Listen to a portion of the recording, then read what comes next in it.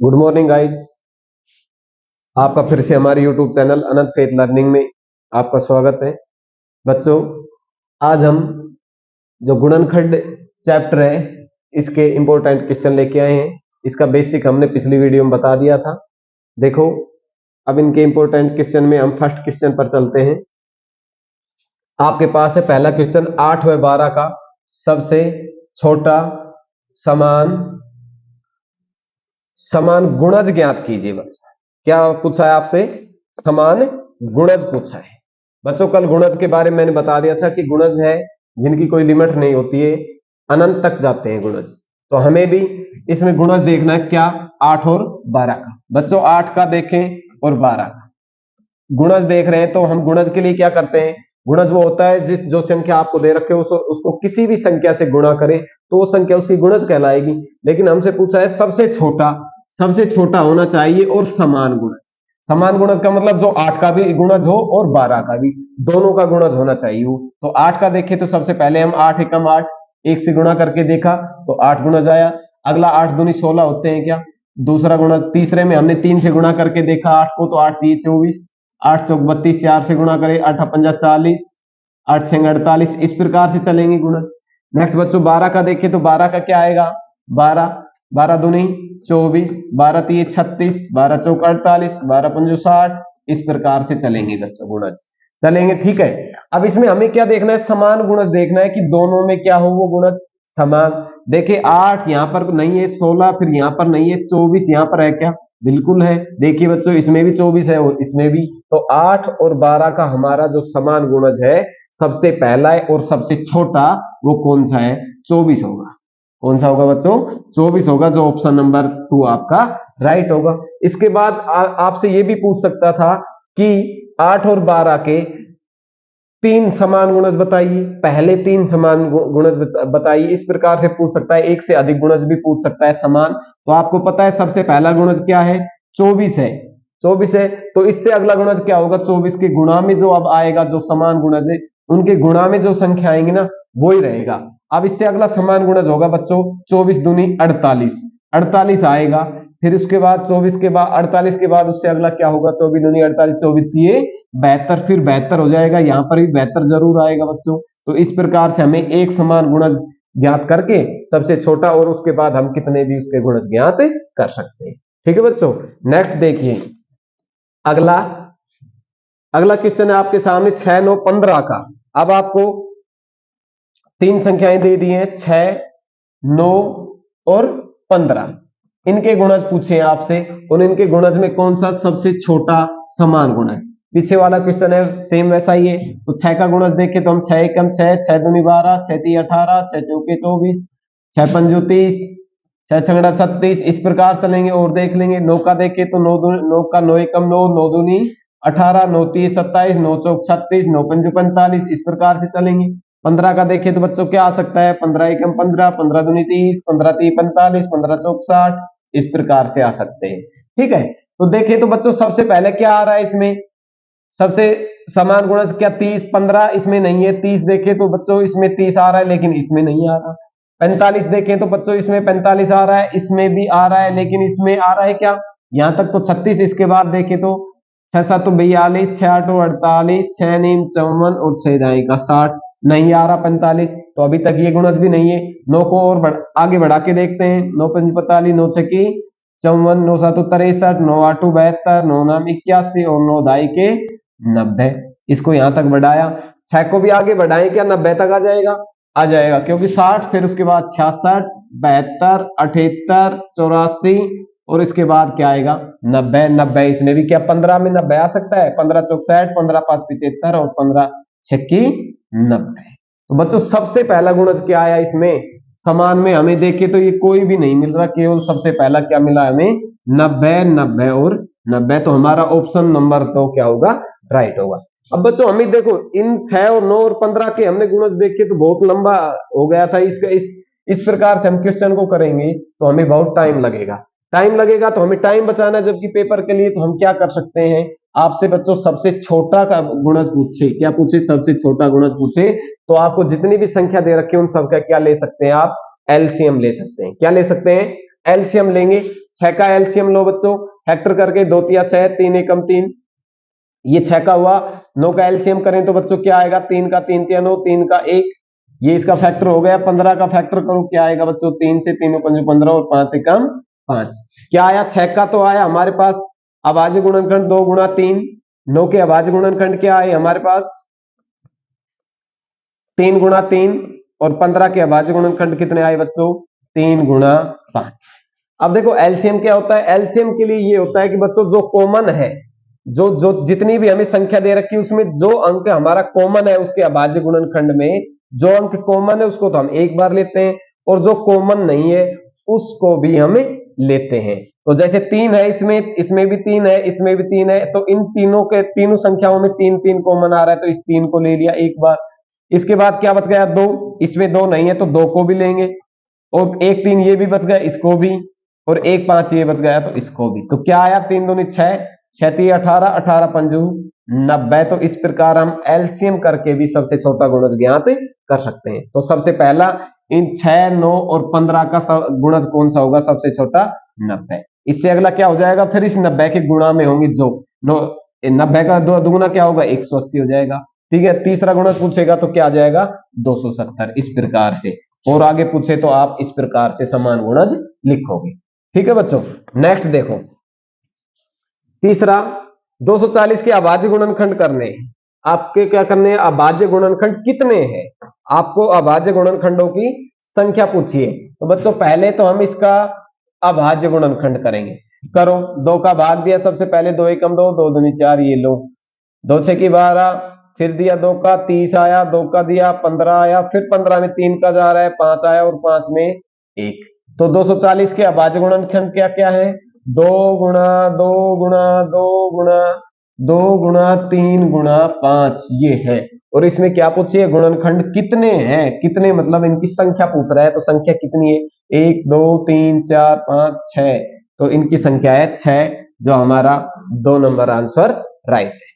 Next चलिए guys, 5 के प्रथम 5 गुणजों का क्या करना है, योग करना है आपको। 5 के प्रथम 5 गुणज क्या हो सकते हैं, 5 के प्रथम 5 गुणज में पहला सबसे 5 एकम 5, उससे अगला 5 दूनी 10, फिर अगला 5 3 15, फिर अगला 5 चौक 20, और उससे अगला 5 पंजा 25। और 5 के प्रथम क्या लेने हैं, 5 ही गुणज। प्रथम मतलब शुरू से लेकर 1 से, 5 को हमने सबसे पहले 1 से गुणा करे, प्रथम का मतलब फिर 2 से करे, फिर 3 से करे, फिर 4 से करे, फिर 5 से करे। इस प्रकार प्रथम का मतलब है हमें उसके गुणज 1 से शुरू करने हैं, कि 1 से गुणा करके शुरू करते हैं, 1 से गुणा किया, फिर 2 से, 3 से, इस प्रकार। और उनका क्या करना है, योग। तो ये 5 गुणज हो गए, इनका योग कर दीजिए बच्चों। क्या आया, योग किया, 5 और 10 15, 15 30, 30 20 50, 50 और 20 सॉरी 25 75 हो गए। कितना आया आंसर हमारा इनका योग 75। 3 नंबर ऑप्शन आपका राइट है। नेक्स्ट 21 और 60 के मध्य 3 के गुणजों की क्या ज्ञात करनी है, आपको संख्या ज्ञात क्या करनी है। ठीक है, देखिए आपको दे रखा है, क्वेश्चन को समझना है। एक तो 21 और 60 के मध्य, एक तो ये शब्द होता है, और एक इसके साथ ये भी दे सकता था कि 21 और 60 तक, क्या दे सकता था बच्चों, तक भी दे सकता था। दोनों में डिफरेंस क्या है, अगर 21 और 60 तक देता है तो जिसमें 21 भी शामिल है हमारा और 60 है जो भी शामिल होता है।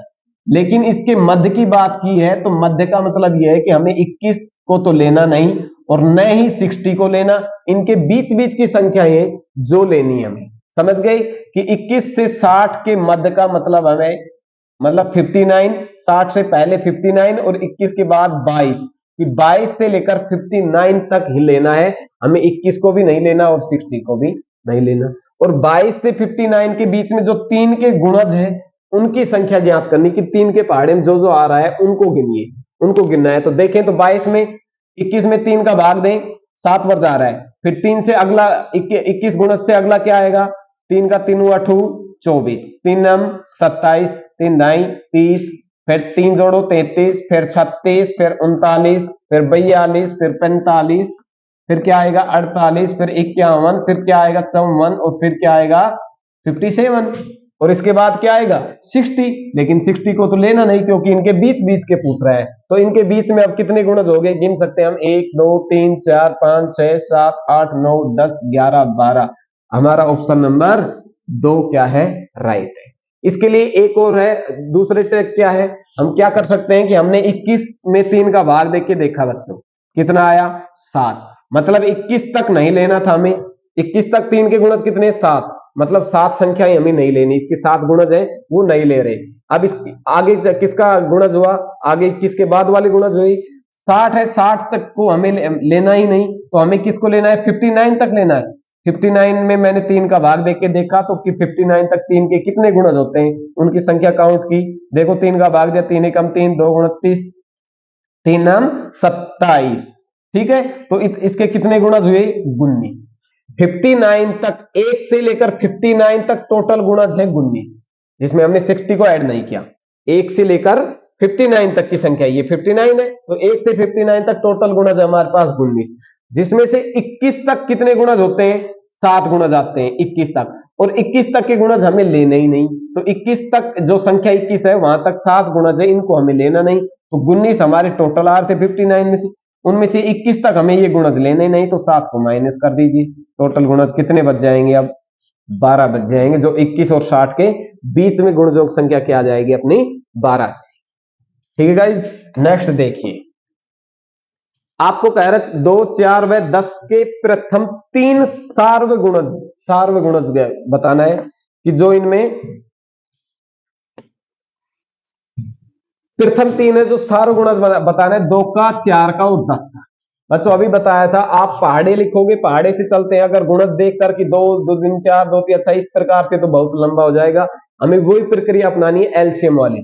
हम 2 4 और 10 का क्या लेते हैं, एलसीएम ले लेते हैं।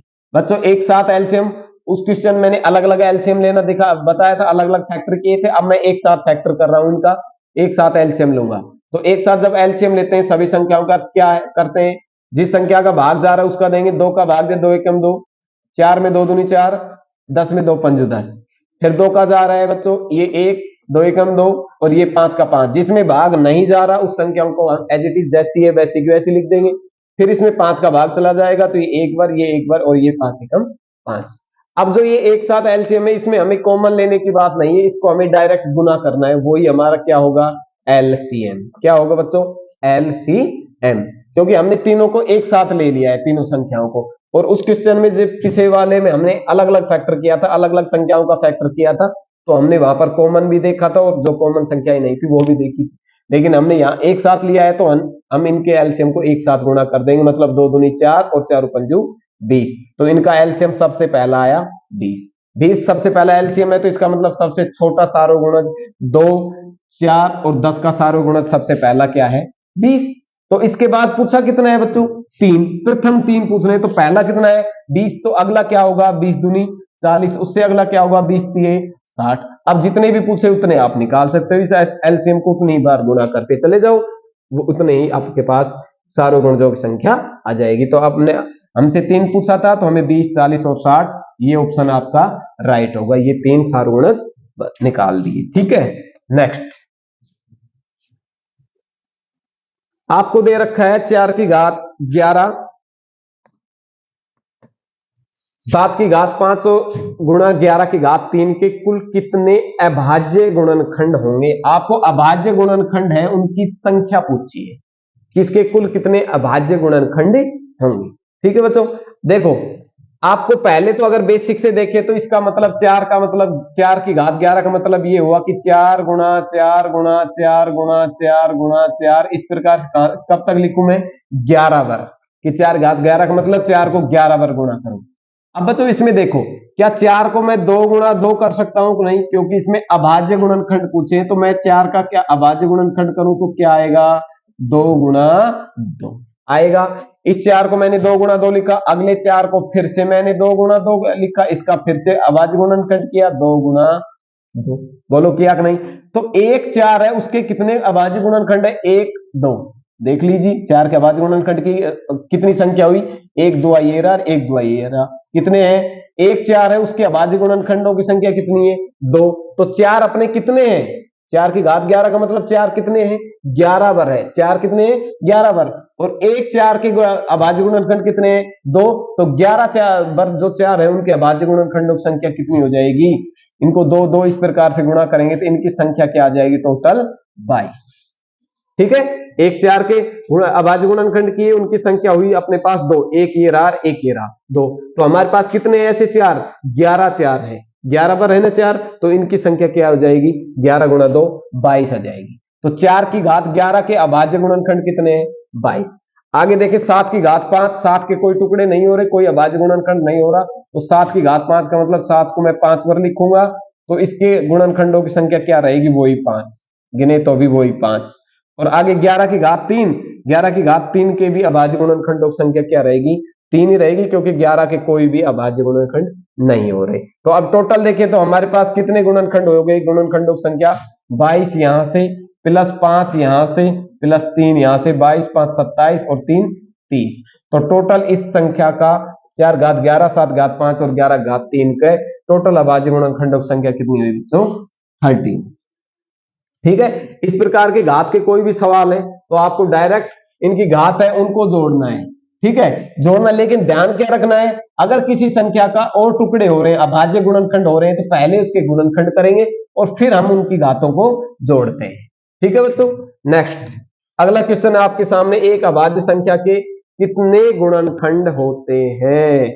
एक अभाज्य संख्या के आपको गुणनखंड पूछे हैं कि कोई अभाज्य संख्या उसके कितने गुणनखंड होते हैं।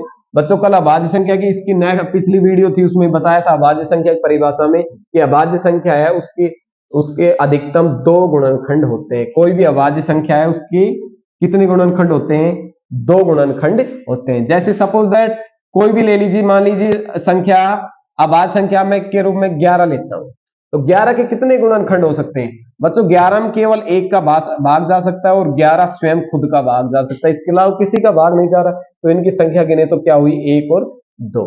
कितनी होती है? 2। तो कोई भी अभाज्य संख्या हो, सबके कोई सी भी हो सकती है वो संख्या, लेकिन अभाज्य है तो उसके गुणनखंडों की संख्या क्या आएगी? हमारी 2 आएगी।